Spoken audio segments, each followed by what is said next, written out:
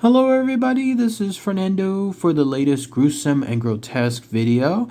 As always, I do these videos randomly whenever I come across an article, maybe something on my Google News app, something that showcases information that I want to share here within this particular playlist, such as the case with a recent news article highlighting the death of a man, someone that apparently died at a very notorious spot there on Oregon. It's a location by an Oregon beach, and if you go there, there's a particular point that has claimed several lives. I may talk about more about that experience later on, but in looking at some of the information about that location, almost like its cursed aspect, that's when I came across this. Apparently the death of a woman back in 2002, and the way she was found, if you could even call it that, I'll put that in quotations, led me to put it in this particular video here. But yes, this location almost seems to have an eerie presence of it, especially when it comes to its false perception. And again, it just seems to claim lives here and there. But it has to do with this. You're looking at least a picture of that location now. It's known as the Devil's Churn. And in this case, it's about the missing hand that was found at that location. So let's go ahead and let's talk about all the fascinating info associated with this very, very tragic circumstance. So here's essentially what happened. Again, this occurred back in 2002, specifically starting in March and then ending in April.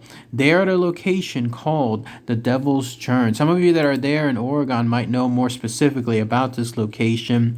It looks like a very interesting shoreline. In fact, when you go there, the idea is, the reason why it's called the Devil's Churn is because the water that comes into that specific spot has, especially when there's, let's say, high tides or other forms of water, whenever that occurs, it causes it to go pretty high. Like, in other words, it's like a spectacular crashing of sorts. In fact, it causes this spray to sometimes shoot several hundred feet in the air, especially when it reaches the end of that churn, if you could even call it that. So it's really something that's marvelous to look at, but at the same time very dangerous to do so, because the looks can be deceiving. If the water happens to be receding at that time that you're there, everything is fine. But all of a sudden, if there's a crashing of water coming in, it may catch people by surprise, and then that's when they fall into that water. And when that happens, it's pretty much a doomed point. There's very little areas there for someone to be able to hold on to, for someone to be able to escape out of. And so because of it, that endless churning of the water, crashing in, crashing out, will eventually cause people serious harm, to the point, of course, where they either get damaged to no return, or they get tired out, trying to swim and facing this endless churn of water that's bringing them inwards and outwards, and then in some cases even outwards straight out to the ocean. When that happens, it causes them to be so tired that they end up drowning afterward. The case that just happened with a man, in his situation, it was apparently and it was just last week, in fact, he drowned from attempting to jump across a specific point of that churn. It looked like it was manageable. It looked like it was only a few feet. The problem, though, was the other side was very slippery. All the sides are, in fact, associated with that churn. So when he made that jump, that's when he landed, but he slipped, and then he fell into the water, and then that was it. The endless Devil's Churn took another life when it came to that location. Again, I might talk about more about that case later on. But yes, in this situation, what had happened was, back in March of 2002, there was a woman by the name of Lindale Christensen. She was someone that apparently visited around that location for a while. Her husband was describing the situation that she would go there periodically, especially every January, just on her own, almost like as a personal retreat. And then that way she could do these solo drives around that location and then come back afterward. But as it turns out, she ended up going missing, and that was somewhere around March 11th of 2002. She went to that specific spot. I'm guessing that was a favorite location of hers as well, or at least one that she would visit periodically. This was again the Devil's Churn. And when she did so, she drove to that coast. Her family was notified of it. I'm sure they were aware that she was going to spend the day there. But when she didn't return the next morning, that's when something was obviously being investigated. Her car was found the next morning, but she was completely gone. There was no trace of her whatsoever. And it turned out to be that way for several weeks. Police started an investigation. They tried to see, of course, what the whereabouts of her, if she was still alive, or maybe if she was dead, what the whereabouts of her body was.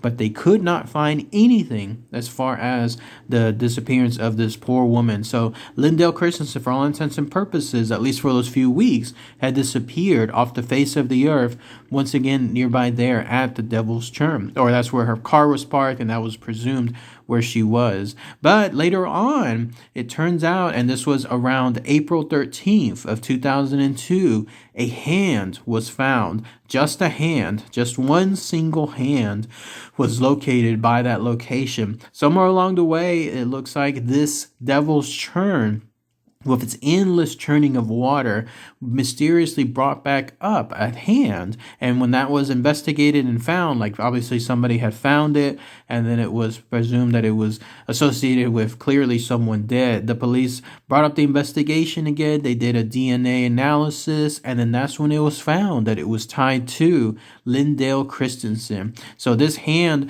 definitely belonged to her, but the gruesome part is the rest of her body has never, ever been found. How about that? Like, what are the odds where if she presumably went to that Devil's Churn, either did something nearby it that caused her to fall into the water, maybe jumping across a point, or maybe lying down, sitting down somewhere, but then all of a sudden, as I mentioned a minute ago, a surprise wave would come in and then claim her. Either way, though, when she fell into the water, her body was never found afterward, but by sheer coincidence, this same water caused a hand from herself, from her body, to wash back up at a specific point in that churn. I mean, what are the odds of something like that happening? If that had never occurred, there would have been never any other form of existence, anything else that would indicate what could have happened to Lindell Christensen. But still, even that remains a little mysterious, because the idea is there's no formal 100% verdict on whether this was accidental or whether it was even purposeful. There's that notion too that maybe something else could have happened to her on the more nefarious side, or even a third option, and that's with regards to her potentially even committing suicide. But there was nothing as far as her husband indicating this. She said that she was someone that was full of life, full of heart, and there was nothing that would have caused her to go that route when it came to suicide. And the police officially closed the case without any formal other charges or other investigations on the more nefarious side. So for all intents and purposes, it certainly seems like this Devil's Churn, it simply just claimed another victim accidentally, like on an innocent side, where it was just purely happen chance that they happened to fall into the water, and then of course the rest happened afterward. But yeah, that's pretty much it. That's everything I wanted to mention here. How about that? Imagine having something like that, and the only thing you could officially bury when it comes to the body of someone that you love is just pretty much their hand. And even then, that was just by pure 100% luck, if you could even call it that, where finding the actual body part just happened to be washing up almost at the same spot where presumably somebody would have passed away. So very, very odd circumstances here. But anyways, just wanted to present that story. And then again, that all came from a recent news article about the Devil's Churn claiming yet another life of a man trying to jump, in this case, from one point to another there. But if anybody has any more info, maybe some info on the local side, maybe some of you have visited that infamous location, let me know. Let me know how that looks like. Let me know how dangerous it is as well there. You'll never catch me nearby that location. I'll definitely see it from afar. But yeah, anything involving water and a chance of drowning and then going out into the ocean and never being found, that's the kind of stuff that truly is scary. Like, that's the kind of stuff that I would have a lot of pausing at. So if anybody knows any more info on the local side, it'd be great to hear what your comments are. All right, everybody. Thanks again as always. Take care. Bye.